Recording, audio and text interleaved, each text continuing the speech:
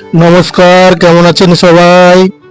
আবার একটা নতুন রেসিপি নিয়ে চলে এসেছি। ফিশ কারি স্পাইসি করে বানাবো। দেখতে থাকুন ফুল রেসিপি। রুই ফিশের কারি বানাবো সুন্দরভাবে। রুই মাছের মশলা মিউজিকের পরে আসছি ফুল রেসিপি নিয়ে, দেখতে থাকুন।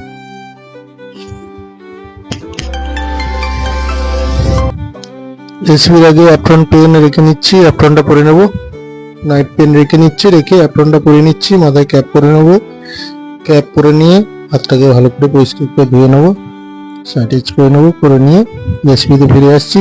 অবশ্যই পুরো রেসিপিটা দেখবেন, বেশি বেশি করে শেয়ার করবেন, কমেন্ট করবেন, সাবস্ক্রাইব করবেন, বেল নোটিফিকেশন দিয়ে রাখবেন। আগামী নতুন রেসিপি কিছু নতুন কিছু রেসিপি ছাড়লে সেগুলো আগে আপনাদের কাছে পৌঁছে যাবে। অবশ্যই বেশি বেশি করে দেখবেন, বেশি বেশি করে শেয়ার করবেন, কমেন্ট করবেন, সাবস্ক্রাইব করবেন। হাতটাকে পরিষ্কার করে স্যানিটাইজ করে নিচ্ছি। করে নিয়ে রেসিপিতে ফিরে আসছি। রুই মাছের স্পাইসি কারি বানাবো। রেসিপিটা কেমন লাগে অবশ্যই কমেন্ট করবেন বন্ধুরা, দেখতে থাকুন। হাতটা পরিষ্কার করে আমার ধোয়া হয়ে গেছে প্রায়। হাতটাকে শুকনো করে নেবো।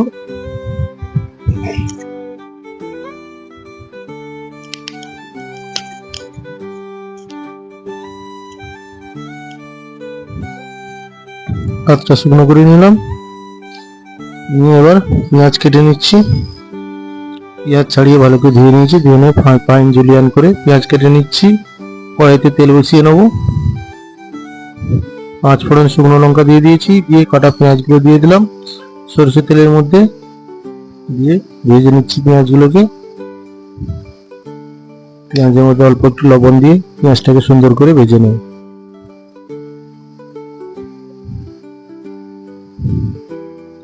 লাল লাল করে পেঁয়াজটাকে ভেজে নেবো ভালো করে।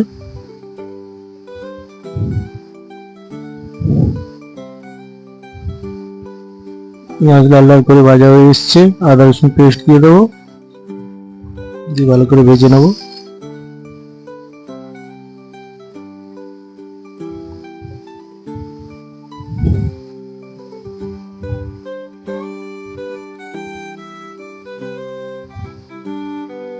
আদা রসুন পেস্ট দেওয়ার পর সুন্দর করে ভেজে নিচ্ছি। আদা রসুনের পেঁয়াজের যদি গন্ধ না থাকে পেঁয়াজটাকে ভালো করে ভেজে নিতে হবে। ভেজে নেওয়ার পর টমেটো পেস্ট করে রেখেছি।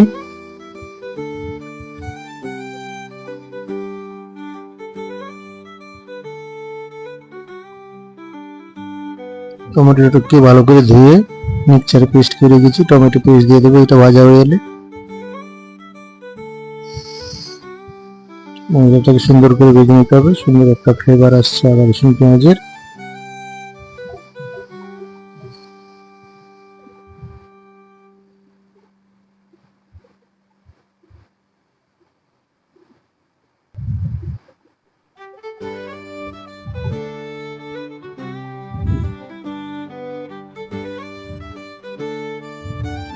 পেঁয়াজ আদা রসুন প্রায় আমার ভাজা হয়ে এসছে।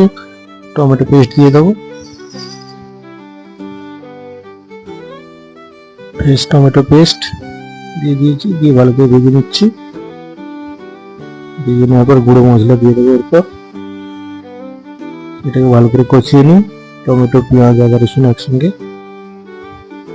টমেটোর জল থাকে, সেই জলগুলো একটু ভালো করে কষিয়ে নিই পেস্ট করেছি।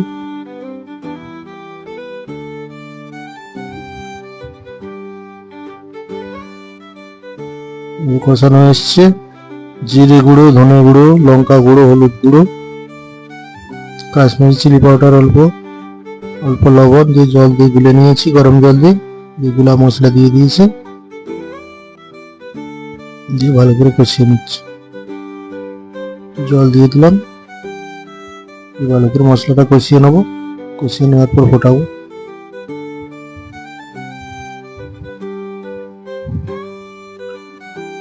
রুই মাছ লবণ হলুদ দিয়ে ভেজে নিয়েছি। রুই মাছগুলো লবণ হলুদ মাখিয়ে রেখেছিলাম, দিয়ে তেলে ভেজে নিয়েছি। এদিকে জল দিয়ে দিয়েছি।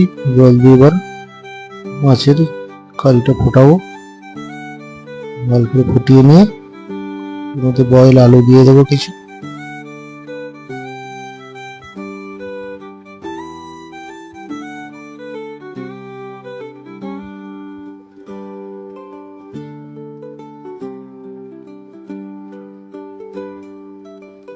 এটা ফুটছে। বয়েল আলুগুলো দিয়ে দেবো, এরপর কিছু কাঁচা লঙ্কা দিয়ে দিয়েছি উপর দিয়ে।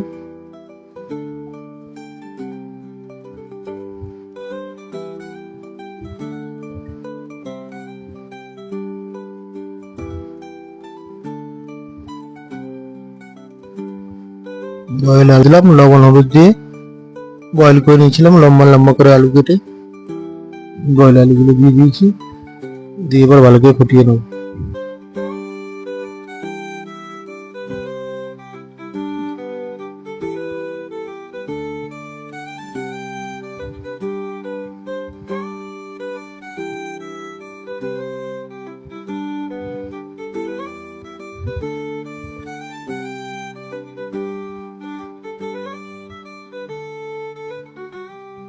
ঝোলটা আমার ফুটিয়ে নিচ্ছি মাছের ঝোলের জন্য।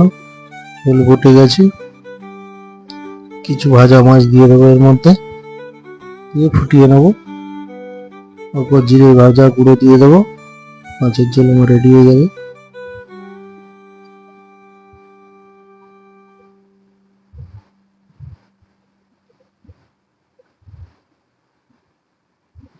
মাছের ঝোলটার কালার খুবই সুন্দর এসছে, সুন্দর একটা ফ্লেভার আসছে। ঝোলের মধ্যে মাছগুলো দিয়ে দেবো এবার।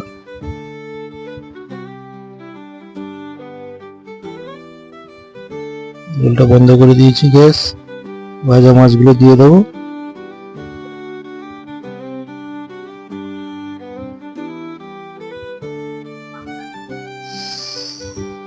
দিয়ে হালকা করে অল্প ফুটিয়ে নামিয়ে নেব।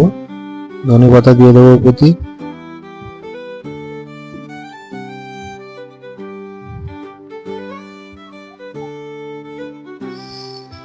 ধনে পাতা দিয়ে দিলাম, মাছের ঝোল আমার রেডি।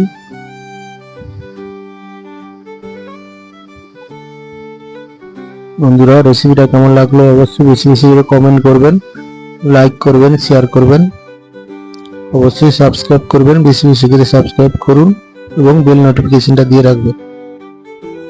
আরো কিছু মাছ দিয়ে দিলাম, দিয়ে জলের মধ্যে ভিজিয়ে রাখলাম।